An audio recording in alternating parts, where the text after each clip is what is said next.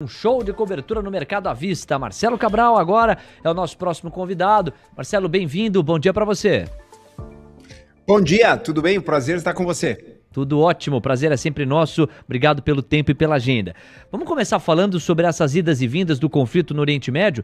Os últimos highlights apontam para um petróleo mais barato, porque o Qatar mais cedo apontou para um entendimento mais próximo entre iranianos e americanos, e o Scott Bessent, na entrevista que concedeu à CNBC, confirmou, quer dizer, foi na mesma direção, acenou exatamente para o mesmo sentido.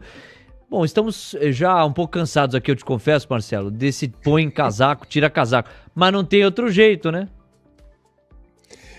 Rapaz, essa incerteza com relação à guerra do Irã, ela é um enigma. Eu acho que ninguém no mercado realmente entende quais são as conversas de bastidores. Existem várias teorias conspiratórias aí.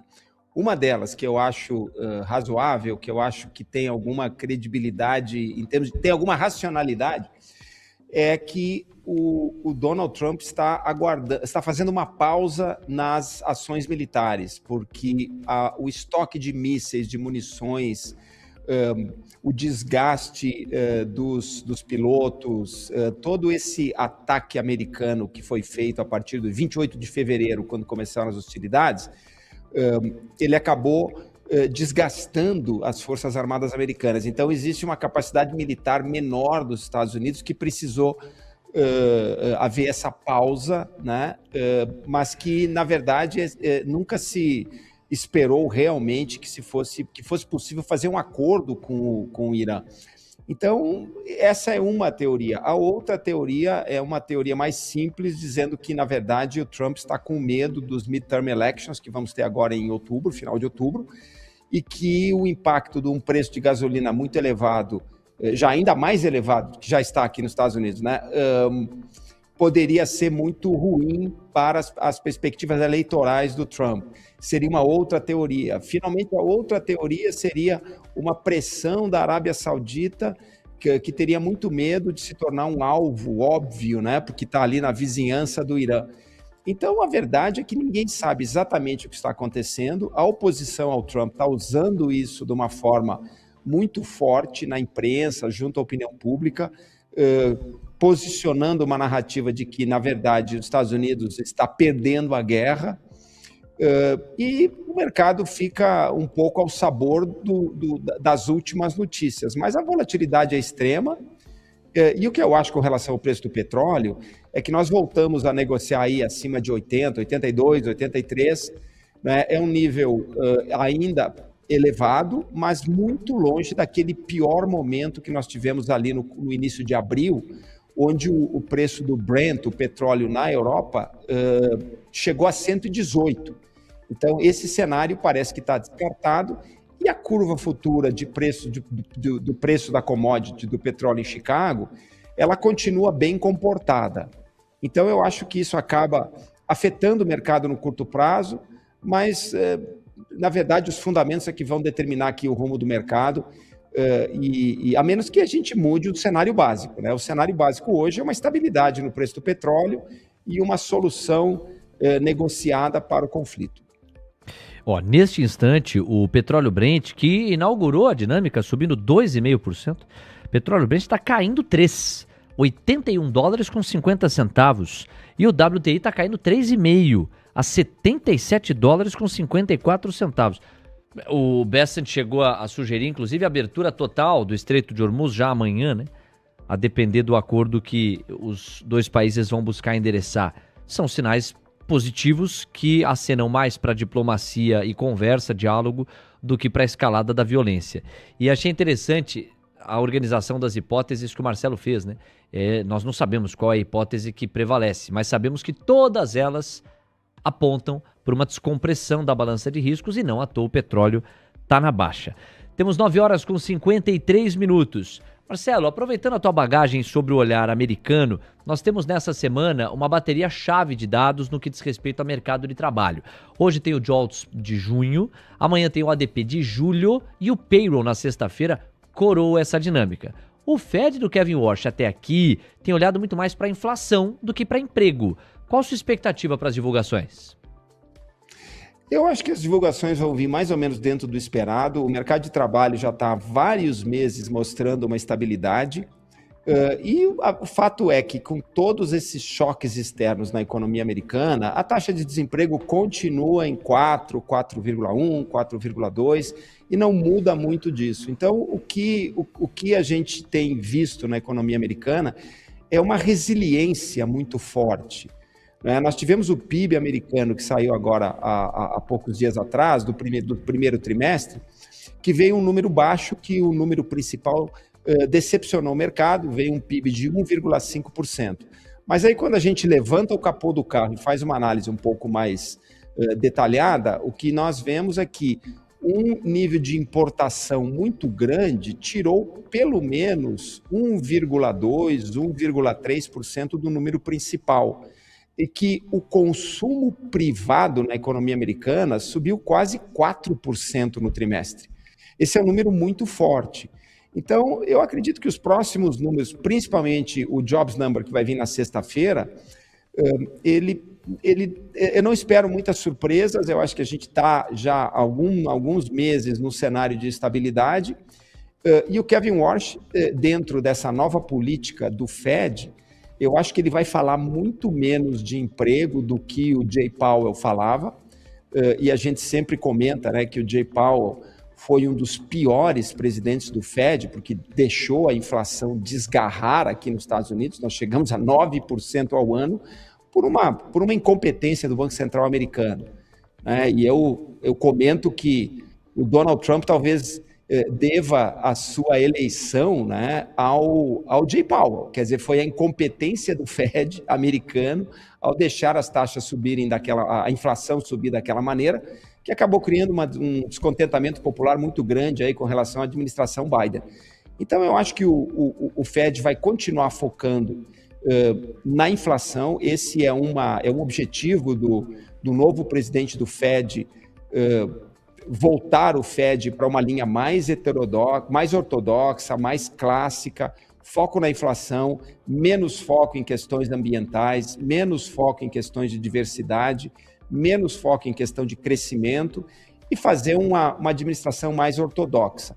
O mercado não gosta disso, claro, isso gera volatilidade no curto prazo, mas eu acho que no médio prazo isso vai acabar sendo muito bom para a economia americana. Por fim, Marcelo, a gente teve na temporada de balanços até essa altura as Big Techs, as Hyperscalers tendo reportado. Hoje vem aí SpaceX, todo o foco recai sobre ela, é um debut, primeira vez de reporte de resultados depois que abriu parte do seu capital, mas as Hyperscalers já fizeram o seu trabalho. Outras empresas de segunda prateleira, embora bastante relevantes no ecossistema de IA, também reportaram, outras tantas reportarão. Qual o saldo para você até essa altura da temporada de balanços na terra do Tio Sam? Isso é fundamental, né? Nós tivemos até ontem, na verdade, 60% das companhias do S&P divulgando. Então, é um número redondo. 60% já divulgaram resultados. Qual o saldo desses 60%? Já é uma amostra representativa, né? Mais da metade das companhias. É espetacular o que nós estamos vendo no segundo trimestre em termos de crescimento de resultado. Olha só. Dessas 60%, dos 60% das empresas que já divulgaram, 31% superaram as expectativas do mercado.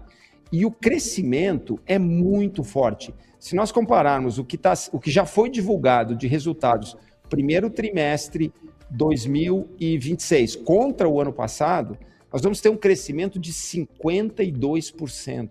Então, é um crescimento muito forte. O crescimento nas Big Techs tem sido muito bom. A grande decepção foi a Apple. Não é? A Apple ela não alcançou a expectativa de mercado com relação à receita de serviços. A ação caiu bastante por conta disso. E é raro acontecer isso com a Apple. Mas as demais divulgaram resultados muito fortes. E eu acho que o ponto principal de destaque nessa temporada de resultados até agora tem sido o fato de que, no passado, nós estávamos com o crescimento de lucros muito concentrado nas empresas de tecnologia. Isso agora está mudando. A gente está vendo um crescimento mais homogêneo em vários setores da economia americana. Então, o cenário é muito positivo. Com relação à SpaceX, eu acho que isso é fascinante, porque nós tivemos aí um IPO extremamente comentado pelo mercado, uma participação do varejo muito grande.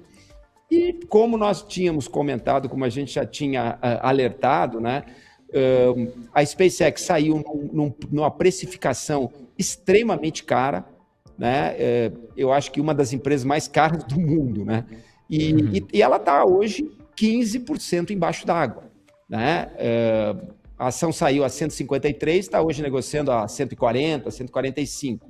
Então, quem participou desse IPO está amargando prejuízos e agora vamos ter o primeiro resultado que vai ser divulgado. Isso vai ser muito importante. O que o mercado está olhando com relação à SpaceX?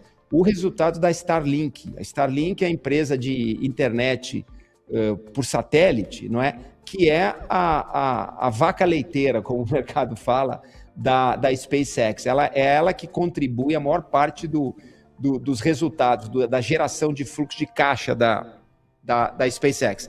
Então, isso vai ser muito importante ver como é que vai ser esse resultado, especialmente o resultado da Starlink. E agora fala-se, inclusive, numa fusão da SpaceX com a Tesla. Não é? O Elon Musk, como um bom engenheiro de finanças, né, ele já está falando nisso, porque a SpaceX, nessa situação como está, vai ser difícil a ação ter uma boa performance, porque muito está dependendo da inteligência artificial do Grok, né, que consome aí quase 70% dos investimentos da SpaceX. Então, eu acho que vai ser um número que está sendo aguardado aí com muita expectativa pelo mercado, mas já com o IPO embaixo d'água, quem participou levando um belo prejuízo aí de 15%.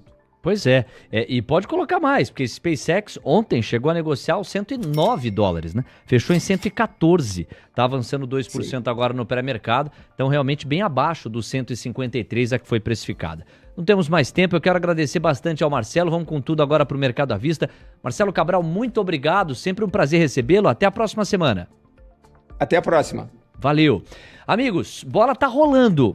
É no gramado do Mercado à Vista e a nossa cobertura está oficialmente inaugurada. Confira as marcas que te acompanham em mais essa jornada.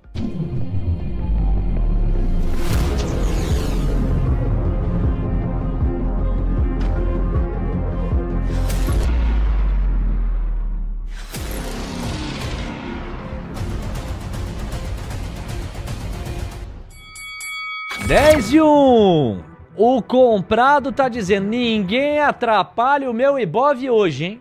Deixa subir. Produção industrial mais fraca consagra as apostas de taxa de juros para baixo. Já é Selic a 13,25 na Austrália. Esse racional, ele estava no radar, mas foi encorpando sob a luz das últimas evidências. E o Indifut chega a quase 2% de ganho. Vocês estão vendo, não? O Indifut estava subindo 1,2. Não sei se é dedo gordo. Partiu para 1,8. Você não viu o sinal sonoro? Porque agora o nosso sinal sonoro de máxima e mínima de índice só vai para a vista. Mas aconteceu. Tanto é que o Indifut está até devolvendo um pouquinho. O dólar está avançando 0,10%, R$ 5,130. Coutinho.